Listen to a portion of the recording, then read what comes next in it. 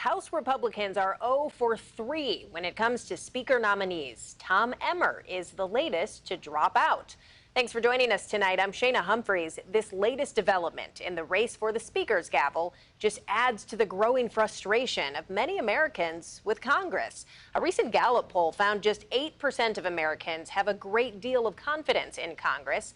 32% have trust in organized religion, and 14% have a lot of faith in television news. The only institutions coming in over 50% were small businesses at 65% and the military at 60%.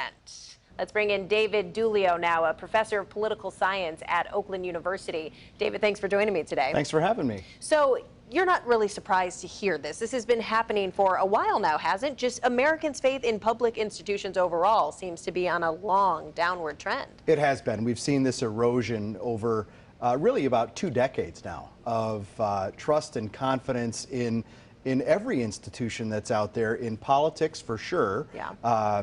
Supreme Court, even the presidency, the Congress. The Congress is a little different story because trust and confidence in the Congress has always been low, right? It's almost laughable. But for 20 years or so, we've seen Congress's approval or trust and confidence numbers almost in the single digits, yeah. right? It's really stunning to see that that is the case. Is there any kind of precedent for this? Any moment in history we can look at where it was a similar situation and then came back? Boy, not one that comes to mind off the top of my head in terms of this regard. But we have, and part of the reason for the declining trust in these institutions, I think, is the political polarization that is out there and clearly present in our society. And we have seen eras of heightened polarization that we have come out of. And in fact, in the turn of the 20th century, we had reached similar levels of polarization and rebounded from that. Okay. Are there other factors, though, that might make this in this century a little bit different? I'm thinking of just social media, the internet, the disinformation battles of the past few years. It seems like a faster pace now. I couldn't agree more. I think that there are any number of other reasons for this declining trust. Social media is certainly one of them, where anybody is freed up to say just about whatever they want. Yeah. About whatever they want. And we see a lot of that around political institutions these days, whether it is the Congress or the presidency or even the Supreme Court. What comes to mind is last spring, the Dobbs decision that struck down Roe versus Wade. And there were all of these tweets and posts about how the Supreme Court is now in some way illegitimate because of that decision. Well, it's not illegitimate just because you don't like the decision, right? I mean, we could disagree about that, but the court has its grounding in the Constitution, and that's the kind of thing that it does. And just because you don't like it doesn't mean that it's not a legitimate institution. But I think the sharing of thoughts like that, the sharing of opinions like that, really does erode a lot of others' trust and confidence. Does it coincide with just partisan politics? Presumably if you are on the left side of the political spectrum, you might take the issue you just mentioned with the Supreme Court.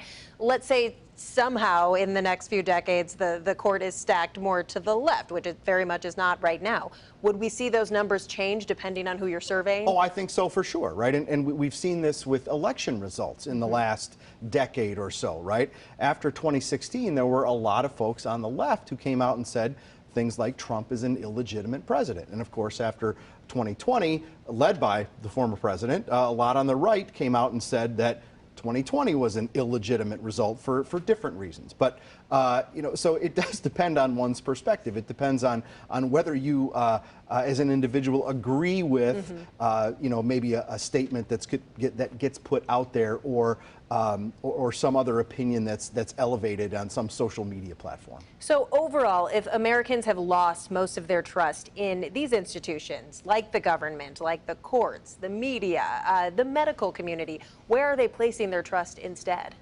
Nowhere. I mean, it's almost like we're rudderless, right? I mean, that we've seen in the poll numbers you cited, right? It's small business and the military are the only two institutions that get even above 50%. right? Which is a pretty shocking outcome, right? What's left? There's nothing left. We're almost rudderless in trying to navigate these tough waters. Yeah, and then what's the danger of that? Particularly if you don't have trust in the government, or if maybe a majority of people don't, what is the fear that that could lead to?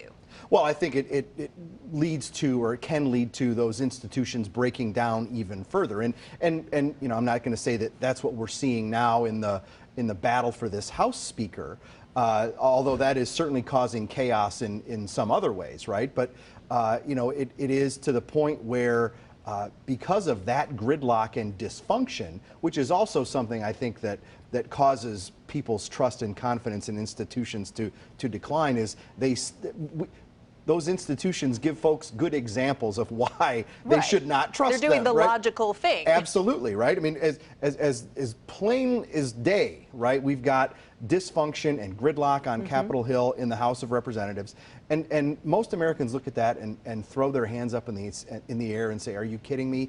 Can you do your job?" Right? Yeah. So why should we have trust and confidence in you when you can't do your basic duties of picking a House Speaker and then, say, funding the government, which we're going to run out of money here in a couple weeks. Right, it's coming up. It is. Do you think there's anything that Congress in particular can do, any action that we could see that would potentially turn the tide in the other direction, or any sort of major event that would have to happen to lead to a significant change in trust? Well, you know, we always see, and you hate to say it, but we always see a rally around the flag effect in time of national crisis. Yeah. And nobody wants to see that, ever. Right. Of course not. But, you know, we've seen that in the past.